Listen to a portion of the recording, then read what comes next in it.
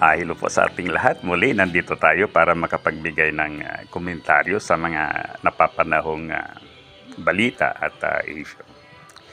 Sa ngayon, ang isang trending issue ay tungkol dito sa pag-leak daw ng napag-usapan dito sa executive session ng mga senador sa ating bansa.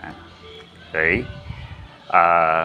Ayon sa batas, ang executive session ay close yan sa publiko. So, hindi allowed yung mga newsmen, yung mga vloggers, at iba pa na nagkakalat ng mga news. Okay.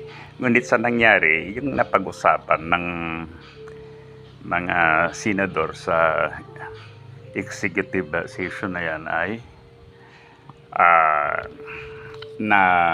nalaman ng publiko. Kaya galit na galit itong mga senador, particularly itong si Senator Estrada, Jinggoy Estrada, na para bang gusto nilang ipa-imbestiga kung sino ang nag-leak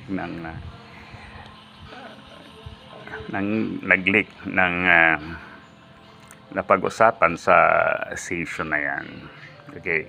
Ngunit sa palagay ko, hindi kailangan ng pag-initan yan kung nag-leak man sa media.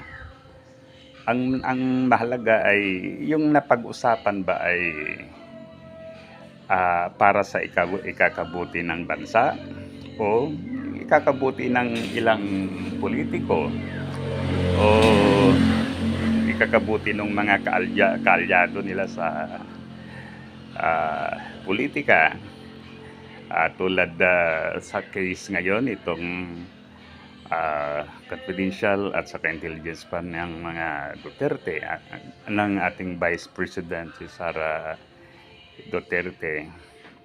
Okay. So yan, wag nang kanyan mga senador. Hindi mahalaga kung sino ang nag-leak. Ang mahalaga ay ano ba ang napag-usapan ninyo? Totoo ba na yung napag-usapan ay yung gagawa kayo ng paraan? Kayong mga Duterte para tuloy-tuloy pa rin yung confidential at intelligence fund ng Vice President.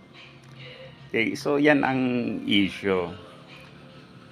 Hindi mahalaga kung sino ang nag-leak. Kasi sa malamang ang nag-leak dyan ay isang kasama lang ninyo. Hindi natin alam ang kanyang motibo. Okay. Pero sa nakikita natin, marami talaga mga senador ngayon na ang pag-iisip ay parang hindi sa linya. Okay. Deviant. Siguro baka yung nag-leak ng executive session na yan ay hindi niya alam na yung mga executive session ay bawal i-reveal sa publiko. Baka hindi naman niya alam. Alam naman natin na dyan marami yung talagang kinder at saka grade 1 with regard sa mga procedure. Doon sa nabasa ko, meron akong nakikita doon. Tignan ninyo, baka yun ang nag-leak na senador.